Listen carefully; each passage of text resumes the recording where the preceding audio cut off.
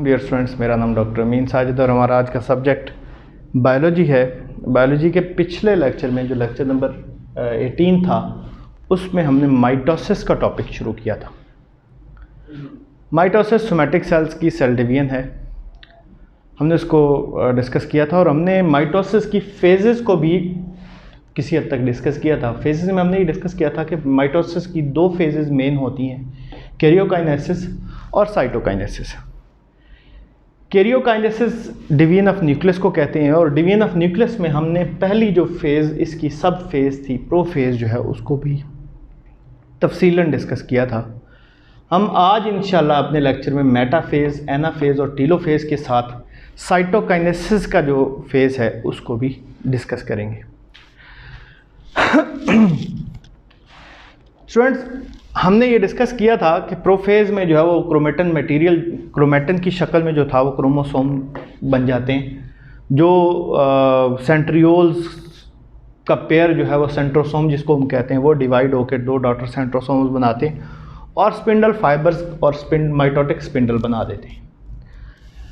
Nuclear envelope गायब हो जाता है और ये जो माइटोटिक स्पिंडल है ये पूरे के पूरे सेल को कवर कर लेता है, पूरे सेल में ये अपने फाइबर्स जो है वो फैला देता है। इसके बाद अगली फेज़ शुरू होती है जिसको हम मेटाफेज़ कहते हैं। मेटाफेज़ को अगर हम मुख्तसर तौर पे मैं आपको ये बताना चाहूँ कि मेटाफेज़ में क्या होता है, तो मेटाफेज़ में एक इक्वेटर के ऊपर सेल के बिल्कुल दरमियान में एक मेटाफेज़ प्लेट बनती है।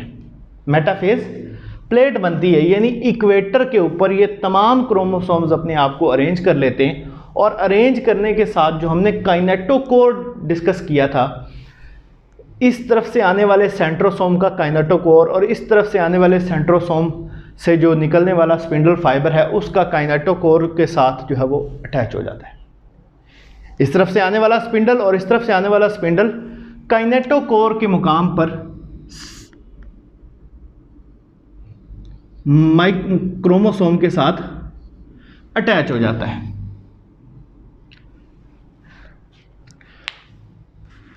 यहां तक हमारी जो माइटोसिस की मेटाफेज़ है वो जो है इसमें सिर्फ ये काम होता है कि इक्वेटर के ऊपर प्लेट बनती है, जो दो काइनेटोकोर फाइबर्स होते हैं एक ऑपोजिट पोल से, वो आके क्रोमोसोम के काइनेटोकोर के ऊपर अटैच हो जाते हैं। जो फाइबर्स होते हैं वो दो तरह के होते हैं। माइटोटिक स्पिंडल फाइबर्स जो होते हैं वो दो तरह के होते हैं, एक होते हैं काइनेटोकोर फाइबर्स और दूसरे होते हैं नॉन काइनेटोकोर फाइबर्स। जो काइनेटोकोर फाइबर्स हैं जिन्होंने काइनेटोकोर के साथ अटैच होना होता है वो आके न्यूक्लियस क्रोमोसोम्स के काइनेटोकोर के साथ अटैच हो जाते हैं, जबकि जो नॉन काइनेटोकोर फाइबर्स होते हैं वो किसी के साथ अटैच नहीं होते। इसके बाद एनाफेज़ का मरहला जो है वो शुरू होता है और इसमें यहाँ पे स्क्वीज़ करना, खींचना शुरू कर देते हैं। सेंट्रोसोम्स दोनों जो है वो अपने अपने फाइबर्स को अपनी तरफ खींचना शुरू कर देते हैं, स्क्वीज़ करना शुरू कर देते हैं।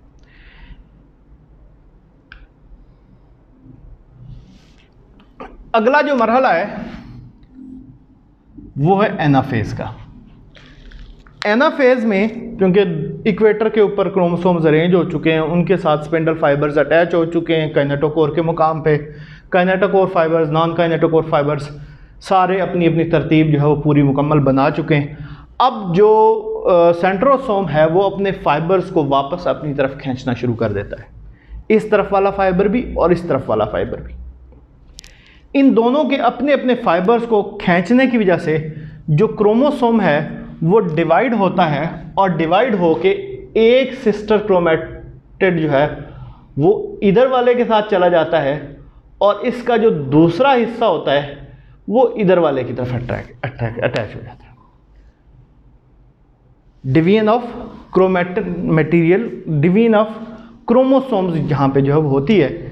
हाफ क्रोमोसोम एक पोल की तरफ अट्रैक्ट हो जाता है, हाफ जो है वो दूसरे की तरफ टूट के अट्रैक्ट हो जाता है। इसी तरह से ये तो होता है कि जो काइनेटोकोर फाइबर्स होते हैं वो अपने अपने क्रोमोसोम जिसके साथ अटैच होते हैं उसको आधा तोड़ के अपनी तरफ ले आते हैं, जो नॉन काइनेटोकोर फाइबर्स होते हैं वो भी वापस सिकुड़ना शुरू कर देते हैं, वो भी वापस सिकुड़ना शुरू कर देते हैं, और एनाफेज के एंड पे सेल जो है वो अपने क्रोमोसोम की आइडेंटिकल कॉपीज अलग करने में कामयाब हो जाता है। मेटाफेज में मेटाफेज प्लेट बनती है, मेटाफेज में मेटाफेज प्लेट बनती है, इक्वेटर के ऊपर न्यूक्लियर मटेरियल अरेंज होता है और उसके साथ काइनेटोकोर फाइबर्स और नॉन काइनेटोकोर फाइबर्स अटैच हो जाते हैं। एनाफेज में ये जो अटैच हुए होते हैं काइनेटोकोर फाइबर्स, वो दोनों तरफ से अपने अपने तरफ जो है वो क्रोमोसोम को खींचते हैं और उसको दरमियान से डिवाइड कर देते हैं, और डिवाइड करने के साथ यहाँ पे जो क्रोमेटिन मटेरियल होता है, जो न्यूक्लियर जो क्रोमोसोम्स होते हैं वो डिवाइड हो जाते हैं, जेनेटिक मटेरियल डिवाइड हो जाता है। डिवाइड होके आधा एक जो है साइड पे चला जाता है, आधा एक पोल पे चला जाता है, आधा दूसरे पोल पे चला जाता है, की तरफ मूव करना शुरू कर देता है, अभी पहुंच जाता है इसी फेज में। नेक्स्ट जो हमारे पास फेज है वो है टीलोफेज। टीलोफेज की अगर हम बात करें तो टीलोफेज जो है वो रिवर्स है प्रोफेज का। ये क्या है? Reverse of prophase. Telophase is reverse of prophase. Prophase में क्या होता था कि क्रोमेटिन मटेरियल क्रोमेटिन की फॉर्म में था जेनेटिक मटेरियल, उससे क्रोमोसोम बने थे, क्रोमोसोम बनने के साथ जो है वो सिस्टर जो सेंट्रियोल्स हैं उन्होंने वो अपना जाल बिछाना शुरू किया था स्पिंडल फाइबर्स का, काइनेटोकोर का, और न्यूक्लियर इन्वेलप जो है वो गायब हो गया था। यहाँ पे बिल्कुल उसके ऑपोजिट रिवर्स होता है, न्यूक्लियर इन्वेलप बन जाता है। ये जैसे उस वक्त अपने फाइबर्स जो है वो बना के फैला रहा था, अब ये अपने फाइबर्स को वापस कॉन्ट्रैक्ट करके अपने अंदर समाने की कोशिश कर रहा होता है। जो क्रोमोसोम्स हैं, ये जो न्यूक्लियोलस है वो जो गायब हो गया था प्रोफेज में, वो दोबारा से बन गया है, और जो क्रोमोसोम्स की शक्ल में जेनेटिक मटेरियल न्यूक्लियर मेम्ब्रेन के अंदर मौजूद है, ये वापस क्रोमेटिन की फॉर्म में, लूज फाइन थ्रेड्स की फॉर्म में चला जाएगा। ये चेंजेस होती हैं टीलोफेज के अंदर। यहां तक न्यूक्लियस की डिवीजन जो है वो कंप्लीट हो जाती है। अब देख सकते हैं कि न्यूक्लियस मुकम्मल डिवाइड हो चुका है। यहाँ पे एक सेल के अंदर 2 न्यूक्लियस बन चुके हैं, लेकिन सेल डिवीजन अभी कंप्लीट नहीं हुई। सेल डिवीजन कंप्लीट होगी अगली फेज में, और उस फेज को हम क्या कहते हैं? Cytokinesis, division of cytoplasm. Division of cytoplasm की अगर बात करें तो ये एनिमल सेल में और प्लांट सेल में बहुत डिफरेंट होती है। एनिमल सेल में ये बहुत आसानी से इस तरह से हो जाती है कि ये जो आपके पास सेल सामने है, इसी सेल में यहाँ पे एक क्लीवेज बनती है, एक क्लीवेज बनती है सेल के अंदर, और फरो इसको कहते हैं। एक क्लीवेज फरो जो है वो बनती है, पिंच होता है साइड से सेल, और पिंच होते होते दरमियान से आके ये यूं सुकड़ते दरमियान से आके सेल को 2 हिस्सों में डिवाइड कर देता है, और इस तरह से साइटोकाइनेसिस यानी साइटोप्लाज्म की डिवीजन का प्रोसेस कंप्लीट हो जाता है।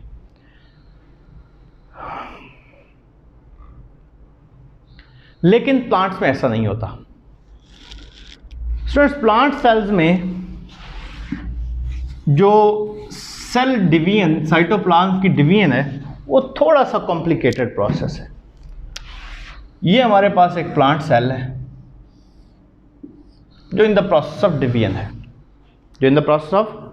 डिवीजन है, यहाँ पे हमारे पास जो है वो न्यूक्लियस दोनों तरफ, न्यूक्लियर मटेरियल जो है वो दोनों तरफ बन चुका है।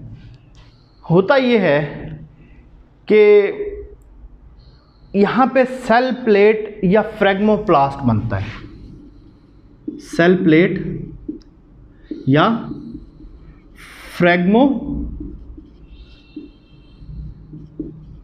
प्लास्ट बनता है, फ्रैग्मोप्लास्ट। अब सेल प्लेट या फ्रैग्मोप्लास्ट है क्या?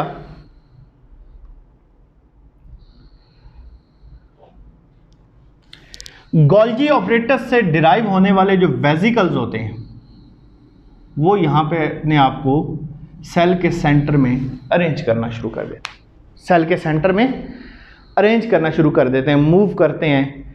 Vesicles derived from the Golgi apparatus move to the middle of the cell and fuse to form membrane bounded disc called cell plate और फ्रैग्मोप्लास्ट। ये अपने आप को यहाँ पे अरेंज करके डिस्क लाइक जो स्ट्रक्चर है वो यहाँ पे बनाना शुरू कर देते हैं। ये जो प्लेट होती है ये आउटवर्ड को ग्रो करती जाती है, ये सेंटर से बनना शुरू होती है और बाहर की तरफ ग्रो करना शुरू कर देती है। फाइनली ये जो सेल प्लेट है ये प्लाज्मा मेम्ब्रेन के साथ, चूँकि सेल के अंदर आपको शायद अगर पीछे सेल का स्ट्रक्चर 4 चैप्टर से याद हो तो जो प्लांट सेल होता है उसके अराउंड सेल वॉल भी होती है और उसके अंदर सेल मेम्ब्रेन भी होती है। तो ये जो स्ट्रक्चर है, ये जो फ्रैग्मोप्लास्ट बन रहा है, ये फ्यूज़ करते करते प्लाज्मा मेम्ब्रेन के साथ फ्यूज़ कर जाता है और उसके कंटेंट को ज्वाइन करके पेरेंटल सेल वॉल तक पहुंच जाता है। यहाँ से बाहर सेल वॉल होती है तो ये यहाँ से